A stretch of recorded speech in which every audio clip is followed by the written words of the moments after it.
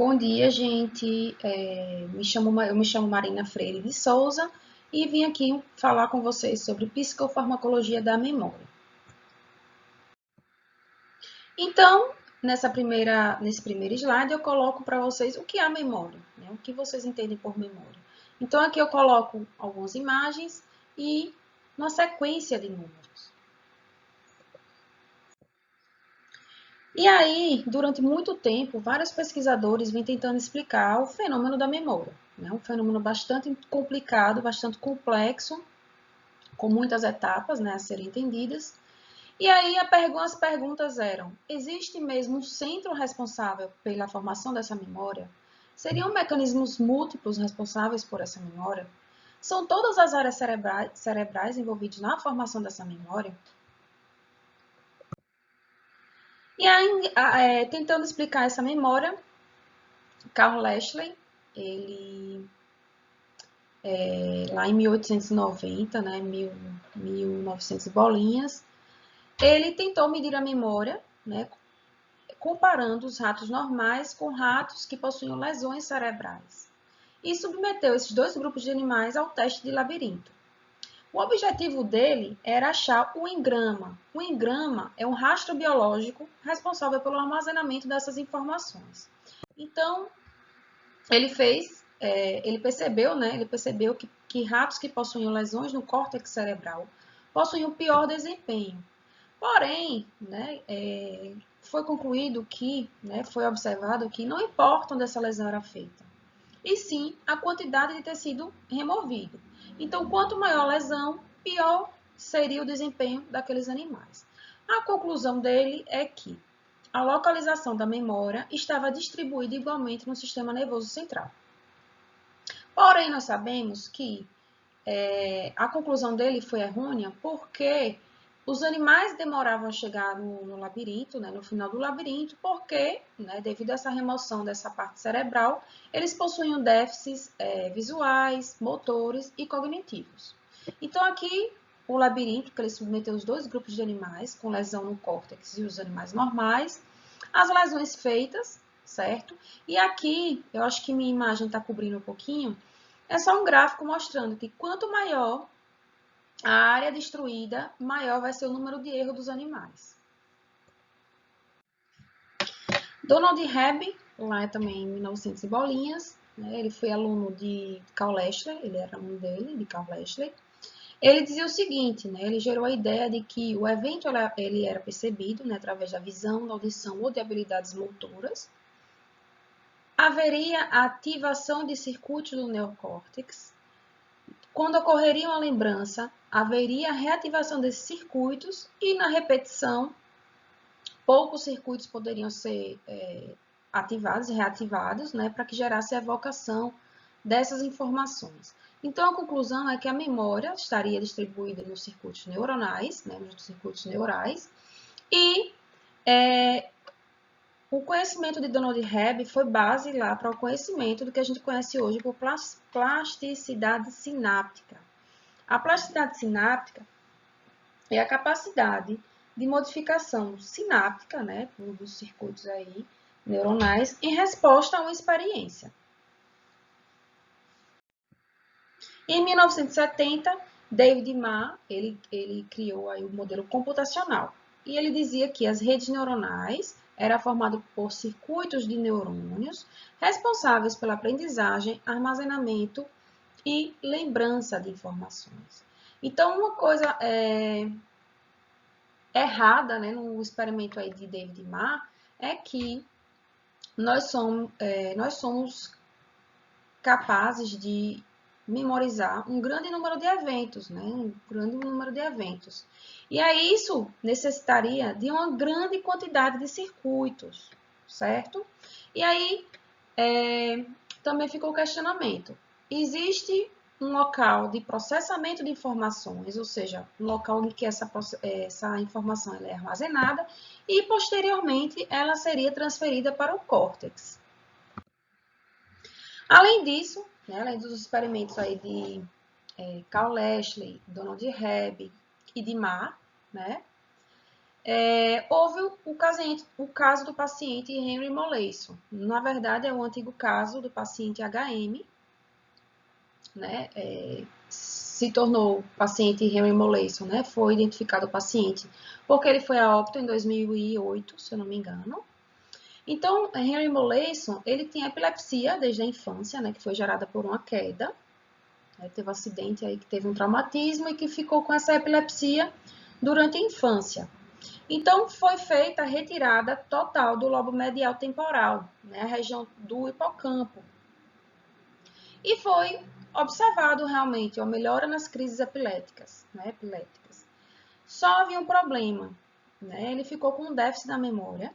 Então, ele lembrava quase tudo de antes da cirurgia, porém, ele não tinha capacidade de formar novas memórias. Né? Aqui a gente mostra o paciente, Henry Molesso, né, que só foi identificado em 2008, porque ele já foi a óbito, ele morreu.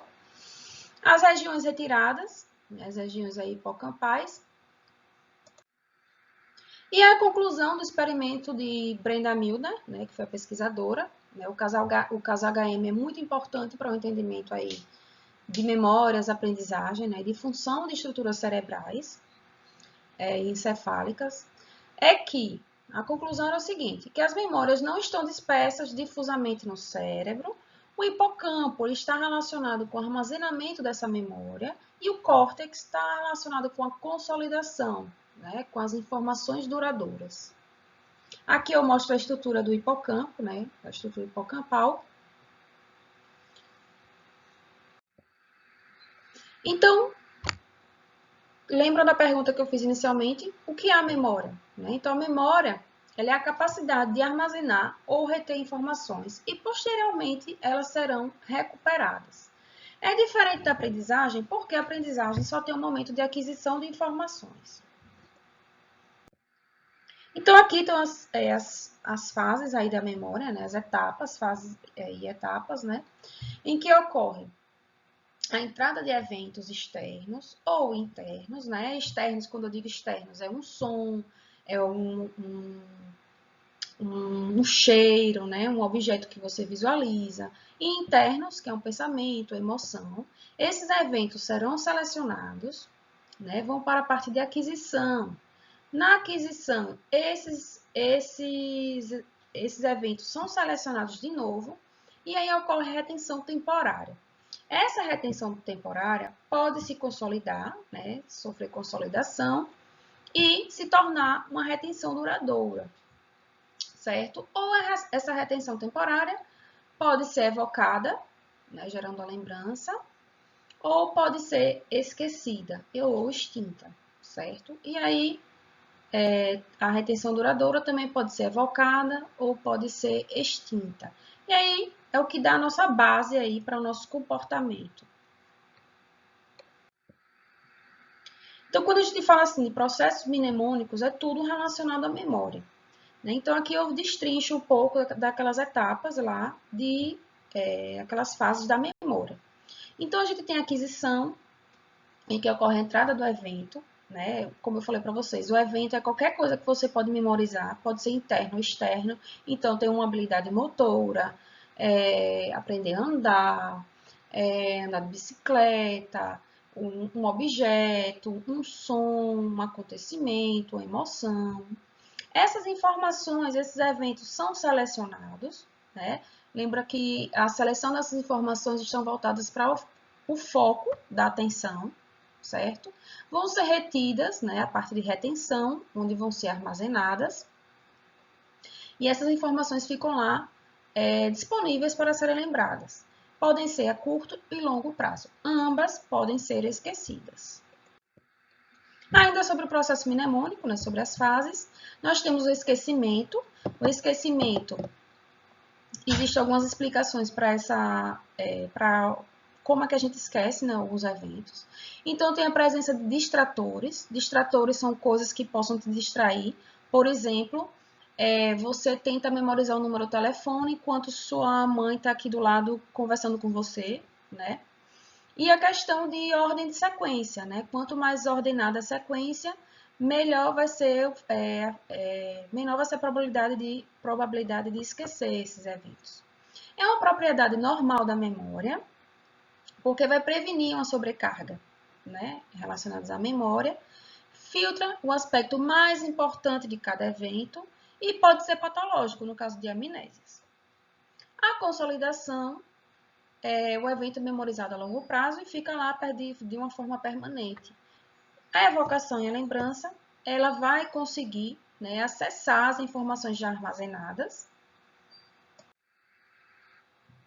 Aqui nesse slide eu mostro a diferença entre as fases da aprendizagem e da memória, né? Então, na aprendizagem, os eventos vão entrar, né, aqueles eventos externos ou internos, vão ser selecionados, vão passar pela fase da aquisição, em que vão ser selecionados, vão ser retidos e aí ocorre a aprendizagem, né? É como se a aprendizagem fosse uma parte aí da memória. E essa aprendizagem é um conjunto de comportamentos que viabilizam os processos neurobiológicos e neuropsicológicos da memória. Existem vários tipos de memória, né? A gente vai diferenciar alguns aqui. Em relação ao tempo de retenção, a gente tem a memória ultra rápida ou imediata, que ocorre lá em segundos, a de curto prazo, minutos ou horas, e a de longo prazo, dias, semana, meses e anos. Em relação à natureza, a memória pode ser explícita, declarativa, né, explícita ou declarativa, implícita ou não declarativa e operacional. Sendo que a explícita ou declarativa pode ser do tipo episódica ou semântica, a implícita ou não declarativa pode ser do tipo representação perceptual, procedimento ou trabalho, associativa e não associativa, e a gente tem a operacional. Eu vou destrinchar tudinho para vocês. Então, a memória explícita ou declarativa é aquela que a gente consegue falar, né? Então, a gente tem a episódica, que está relacionada com datas, com dias, certo? É específica de cada indivíduo. E tem a semântica, que é aquela que é um conceito atemporal, né? Compartilhado. Como assim? Coloquei aqui um exemplo.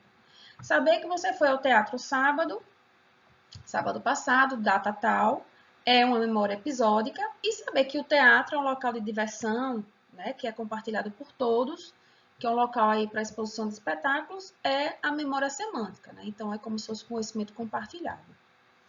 Nós temos a memória implícita ou não declarativa, é aquela que não precisa ser falada.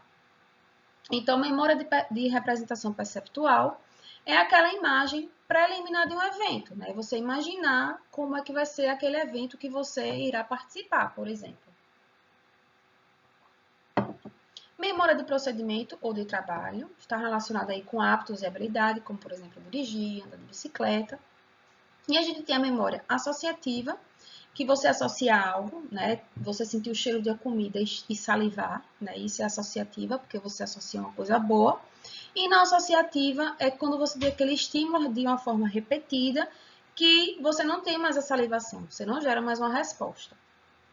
E a gente tem a memória operacional, né, que é aquele raciocínio imediato para a resolução de um problema. Por exemplo, saber onde o carro está estacionado. Aqui é um quadro mostrando os tipos dessas memórias, né, que eu tinha falado para vocês, em relação ao tempo de retenção, em relação à natureza. Só um resumo, certo? E a aprendizagem, ela pode ser do tipo não associativa ou associativa. A não associativa é quando ocorre habituação, né? Então, a habituação é o seguinte, quando tem um estímulo repetido em que você já relaxa, né? Porque você já sabe que não vai causar nenhum mal, nenhuma resposta. E sensibilização é quando essa repetição você continua sempre em estado de alerta. Já associativa, a gente cita aí o condicionamento clássico e o condicionamento operante, né? Que esses experimentos foram feitos através dos behavioristas, né? Que são estudiosos do comportamento, né? Behaviorista, porque behavior vem do inglês, né? De comportamento. O condicionamento clássico foi estudado por Ivan Pavlov, né? Muitos chamam de comportamento pavloviano. E o experimento dele foi feito da seguinte forma. Ele apresenta um estímulo incondicionado, né? Um estímulo incondicionado e gera uma resposta, né? Aqui o cachorro saliva em resposta a uma comida. Depois, ele dá um estímulo neutro, como, né, acionar um sininho, e ele não gera resposta.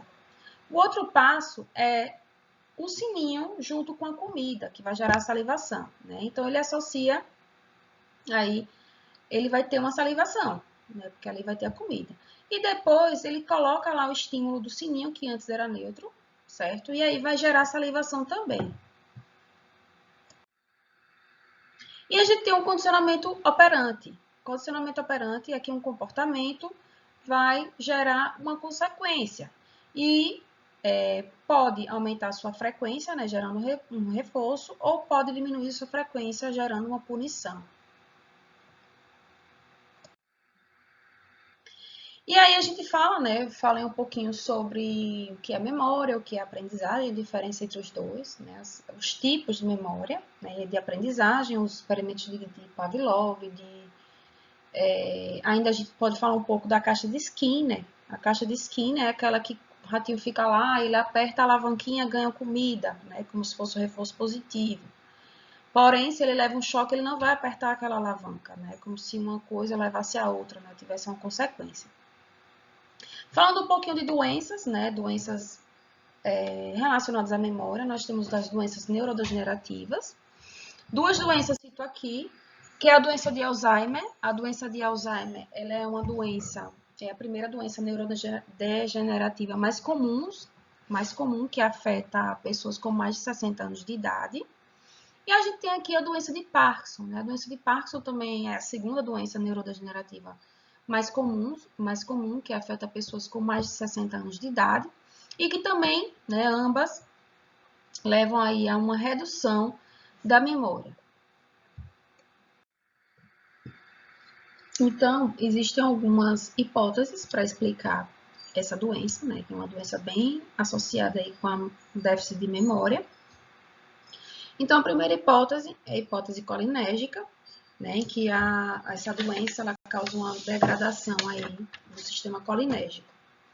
Né? Então, aqui, como vocês podem ver, em pacientes que possuem a doença, existe uma redução da colina acetiltransferase, que é essa estrutura aqui, em que vai haver o envesiculamento da acetilcolina, né? O envesiculamento de acetilcolina, e posteriormente vai ser liberado aqui nessa fenda sináptica. Né? Então, há uma redução desse chat, né, que a gente chama de chat, que é a colina acetiltransferase, e também há uma redução, né, às vezes um bloqueio, da acetilcolinesterase, que é a enzima que vai fazer a quebra da acetilcolina, quando ela é liberada aqui na fenda sináptica, para que ela seja recapitada e aí seja formada mais acetilcolina. Né? Então, nessa hipótese colinérgica, o déficit de memória está relacionado aí com a redução da colina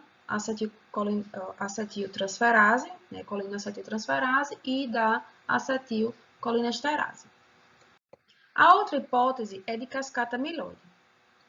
A hipótese da cascata amiloide, ela diz o seguinte, que pessoas que possuem a doença de Alzheimer, é detectado que a proteína tal é uma proteína que ela está associada ao funcionamento dos microtúbulos, né? Sustentação de microtúbulos. Então, nessa doença, há uma hiperfosforilação dessa proteína tal, e aí ela vai se agregar, ela se desliga, né? E aí vai produzir, vai desencadear aí a formação de placas, né? Essas placas senis que vão inibir aí as sinapses, né? As transmissões sinápticas. E aí, tratamentos, né? Eu falo um pouco sobre os tratamentos da doença de Alzheimer.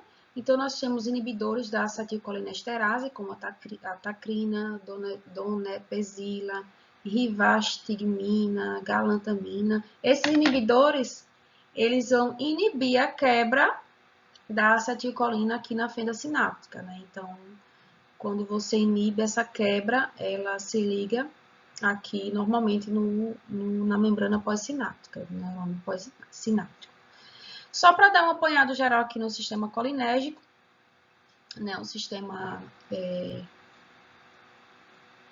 bastante interessante, em que vai haver a produção aqui no neurônio. Nós temos dois neurônios aqui, né, um pré-sináptico e o pós-sináptico.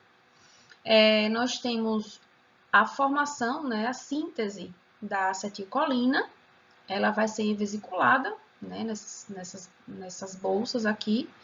E aí, quando tem a passagem do potencial de ação, né, despolarização da membrana, essas membranas, aqui nesse neurônio pré-sináptico vai haver entrada de sódio e cálcio, e a entrada de cálcio vai fazer com que essas vesículas, elas se fundam aqui nessa membrana, liberando aí a acetilcolina na fenda sináptica. A sua liberação vai fazer com que ela se ligue aqui a receptores que podem ser dos tipos muscarínicos e nicotínicos, né? Então, aí ela vai exercer a sua função.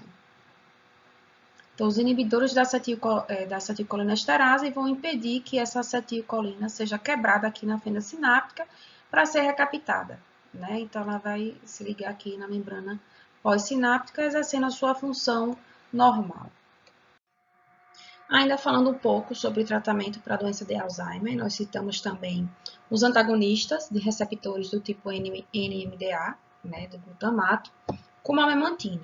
Então, o glutamato ele é um neurotransmissor excitatório que pode se ligar aos seus receptores do tipo NMDA, AMPA e kainato. Então, aqui a gente vê um canal, né, um receptor NMDA, né, fechado, né? Então a sua ligação, a ligação do glutamato com esse receptor permite a entrada de sódio e de cálcio, certo? E a memantina vai inibir a entrada desse sódio e de cálcio, né? Então a gente sabe que em pacientes de Alzheimer, essa atividade glutamatérgica causa aí uma excessiva ativação de receptores do tipo NMDA, que pode levar aí um influxo de cálcio excessivo, né, causando disfunção neuronal e também morte celular. Então, essa memantina tem função de antagonizar, né, esse receptor. Ele se liga ao receptor de NMDA e inibe o influxo prolongado de cálcio, né, evitando aí a morte celular. E aí a gente pode falar também sobre alguns fármacos que são utilizados, né, alguns medicamentos que são utilizados aí na melhora da memória, né? Então a gente cita o ginkgo biloba, né? Então o extrato dessa planta, ela gera vasodilatação, né? A vasodilatação faz com que haja um maior fluxo sanguíneo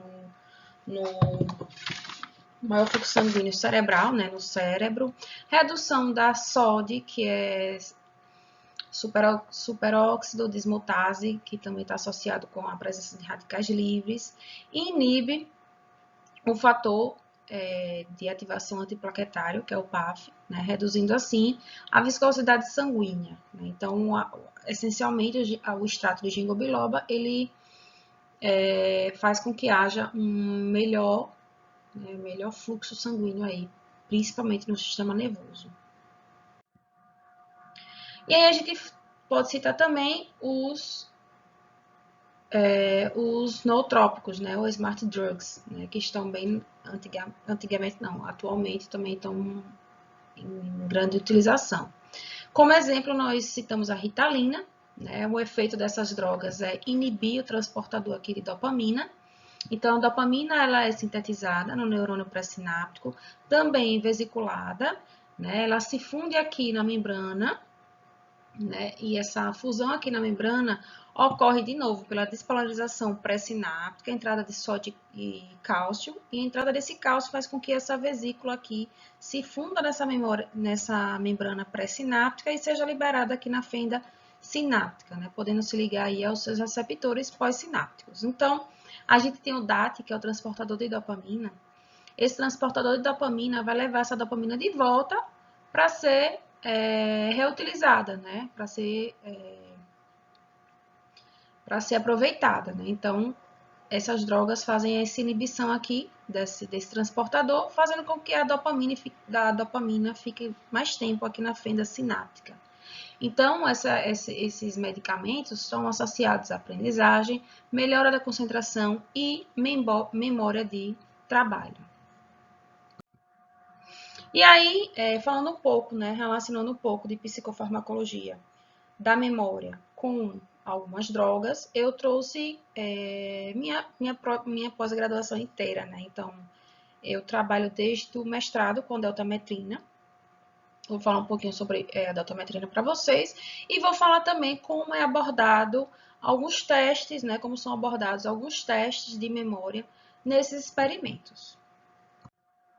Então, como eu falei para vocês, desde 2013 que eu trabalho com a deltametrina, que é um pesticida, é bastante utilizado, é um piretroide, né? E até 2020, né? E até os anos subsequentes aí vão ser trabalhando com a deltametrina. Então, primeiro, os piretroides, né? Eles são substâncias análogas às piretrinas, né? Que são vindas dessa flor de crisântemo aqui.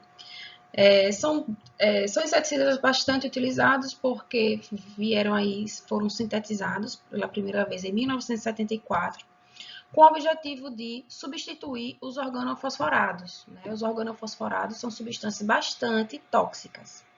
Então, acreditou-se na época que a criação dessa nova classe de inseticida veio aí para reduzir, né, os efeitos tóxicos causados por essas outras drogas. E aí tornou-se a classe de inseticida mais utilizada. Então, na literatura vem trazendo que cerca de 30% dos inseticidas utilizados são advindos aí do piretroide. Porém, com o tempo, né, com as várias pesquisas existentes, foi mostrado que essa droga causa efeitos tóxicos em humano, em animais e no próprio ambiente.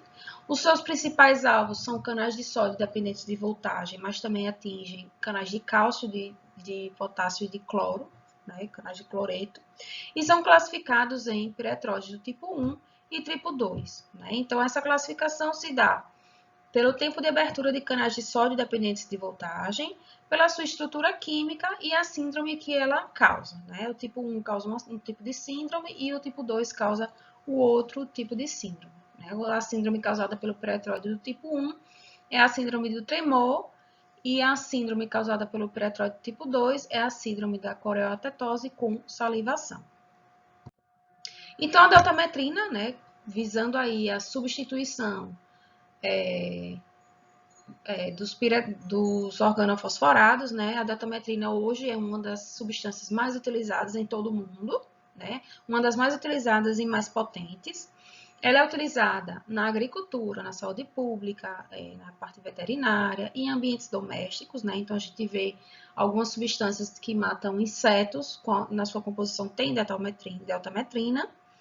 E aí, também é citado na literatura a influência dessa substância causando alterações motoras, alterações cognitivas, e a gente inclui aí também a memória. Pode causar também, né, apoptose, estresse oxidativo, comportamentos do tipo ansiedade e também de depressão. Né? Já se sabe também que ele atua sobre os sistemas dopaminérgicos, noradrenérgico, serotoninérgico e acetilcolinérgico, né, o sistema colinérgico, que são alguns dos alvos, né, da doença de Parkinson. Então, durante esses anos todos, né, de 2013 a 2020, a gente quer entender um pouco mais do funcionamento dessa deltametrina. Né? Então, alguns resultados a gente publicou, né, em alguns artigos, né, esses artigos aqui de 2008, em que nós fizemos a introdução da deltametrina via intranasal, né, a gente pegou essa via de outro autor, né, de Rui Prediger, em que ele citava a teoria da hipótese olfatória, né, que é através da narina que o pesticida, qualquer substância, na verdade, chega mais rápido ao sistema nervoso. Então, em 2018, né, desse artigo aqui, em 2018, a gente já mostrou que a deltametrina, por via intranasal, causa danos na memória, né, e também danos bioquímicos. A gente testou a tirosina hidroxilase, que é uma enzima relacionada com a síntese da dopamina, né? Então, a gente avalia a dopamina de uma forma indireta. Nesse artigo de 2020, né, desse ano, a gente mostrou também que quando a gente injeta via ICV, né, intracérebro ventricular, né, a gente fez esse teste para ver os reais efeitos da droga diretamente no sistema nervoso. Então, a gente fez lá a introdução no ventrículo da droga, né, diretamente no ventrículo, e aí observamos também, né, que existiam danos locomotores na memória e também neuroquímicos, também para a tirosina hidroxilase. E aqui é um artigo, né, que a gente está preparando para publicar, mas a gente mostra também, né, um artigo advindo do meu doutorado, né, meu trabalho de doutorado. Aqueles dois primeiros foram originados lá do meu mestrado e esse é do doutorado. E a gente mostra também que a deltametrina, agora por via inalatória, né, que a gente coloca os animais numa caixa e a droga lá, né, expelida no ambiente, a gente mostra que também tem, né, alterações relacionadas à memória. Então, falando só sobre alguns testes que eu realizei no meu mestrado e doutorado, né, associados à memória. Né? Então, como é que a gente avalia a memória nesses animais, né? Quando a gente submete aí a exposição com a droga, por exemplo, né? Então, um dos testes que a gente cita aqui é o teste de reconhecimento de objeto novo, né? Esse é um teste que vai avaliar a memória a curto prazo. E aqui foi naquele primeiro artigo em que eu fiz, a gente colocou a droga na narina do animal, né? Na narina, aqui é uma bomba de infusão, aqui é a seringazinha de Hamilton, aqui é um tubo de polietileno, e a gente insere, né, no bilateral, né, para fazer a infusão da droga. Então, esse teste avalia a memória a curto prazo, né, a gente tem o treino e tem um teste. Então, no treino, o animal fica lá numa caixa, né, com dois objetos semelhantes, e uma hora após, um desses objetos é retirado e a gente contabiliza o tempo que ele passa aí explorando os objetos, tanto o novo como o antigo. Né? Esse teste tem o tempo de 5 minutos cada um, treino e o teste. Então, aqui como resultado, nós tivemos que os animais controle, eles distinguem, né, os dois objetos, então eles exploram o outro objeto, né, enquanto que os tratados com deltametrina, eles não fazem essa exploração, né, do objeto novo, é como se eles não diferenciassem os dois objetos, né, através da parte olfatória, né, cheirando esses objetos. Um outro teste que nós fizemos foi também num experimento que fez a infusão intranasal de deltametrina, né? A gente avaliou a memória a longo prazo nesse teste, que é um medo condicionado ao contexto, um teste do medo condicionado ao contexto, em que a gente faz um treino que ele leva choques, né, de 0,3 mA durante 2 segundos, são 6 choques, e 24 horas depois eles são submetidos ao teste, porém sem o choque. Né? E aí a gente contabiliza o tempo que ele fica ali paradinho, né, que é o tempo de freezing. Então, os animais, o tempo de freezing é como se ele lembrasse que ele vai levar um choque, então ele já fica, né, paradinho. Então, a gente observa aqui que os animais tratados com deltametrina, eles têm esse tempo de freezing reduzido, ou seja, é como se eles não lembrassem que no dia anterior eles levaram um choque, né? Levaram choques, porque são 6.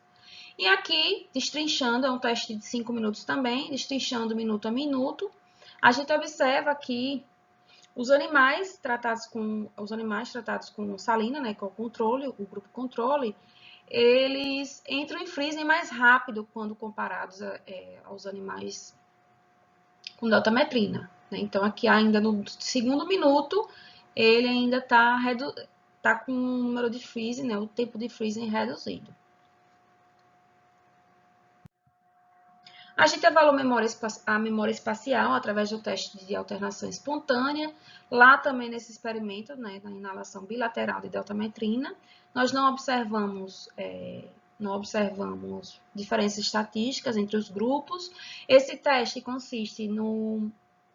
Coloca o animal aqui no meio desse labirinto em cruz, né, ele é levado do solo, e aí o animal tem que fazer alternações, né? Alternar os braços de uma forma diferenciada, né? Porque quando ele repete um braço, é sinal que ele não lembra, né? Que ele já teve naquele braço. Então, um animal sem exposição a alguma droga, né, que cause algum déficit de memória, ele vai fazer alternação do tipo A, B, C, D. Aí depois repete C, D, B, A. Ele nunca vai repetir um braço, né? Ele sempre vai fazer alternações diferenciadas.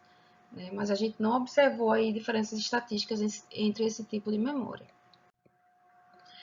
A gente fez o mesmo teste, porém lá no experimento em que nós injetamos a droga diretamente no sistema nervoso, né, aquele experimento ICV. Então aqui ó, a bomba de infusão, o tubo de polietileno, uma seringa de Hamilton, e aí foi injetado diretamente no ventrículo dos animais. Né? E aí nós observamos realmente que os animais tratados com deltametrina, eles têm uma porcentagem de alternação menor comparados ao controle, né? Ou seja, eles acertam muito menos quando comparados aos animais de tipo controle e eles entram muito mais nos braços, né? Como se eles estivessem não lembrando dos braços e entrassem de uma forma exacerbada, né? Além disso, a gente tem uma informação, né, relacionada a esse gráfico, que a deltametrina ele causa um aumento de atividade motora, né, a hiperexcitação. Então, por isso que eles entram mais vezes nos braços. E aí, no doutorado, quando a gente fez a exposição dos animais à deltametrina, nós observamos que houve um déficit aí de memória a longo prazo. Né? Então, esse teste consiste no treino, em que o animal aqui também é um labirinto em cruz, né, elevado, com 2 braços abertos, um fechado, e um dos braços possui os estímulos aversivos, que é o estímulo luminoso e o estímulo sonoro. Né? Então, quando o rato, quando ele entra aqui nesse braço, é acionada a luz e o som. E aí, 24 horas depois, né, desse treino, é feito o teste. No teste, não tem a presença dos estímulos aversivos, né? Então, é natural que os animais normais, né, os animais normais, eles não entram nesse braço, porque eles lembraram que no dia anterior tem um estímulo aversivo da luz e do som. E aí nós observamos que os animais tratados com deltametrina, eles continuam entrando mesmo no teste, né, nesse braço aversivo. É como se eles não recordassem que no dia anterior eles estavam sendo submetidos a esse tipo de estímulo aversivo. Né, aqui também eles passam mais tempo, né, então além de eles entrarem mais, eles passam mais tempo nesse braço aversivo. Mostrando mais uma vez que é como se eles realmente não lembrassem que no dia anterior eles tinham um estímulo aversivo, né? O estímulo aversivo e o estímulo luminoso. E aí a gente conclui, né, que a deltametrina está relacionada, sim, pode ser associada, sim, a alterações cognitivas como memória, né, que a gente mostrou como que a deltametrina influencia nesses testes comportamentais. E meu desafio é, quais eram as imagens e os números do primeiro slide? Né? Fica aí como desafio para vocês. E a resposta já dei, né? E muito obrigada, né? Aqui o meu e-mail para qualquer dúvida. Gente, muito obrigada e é isso.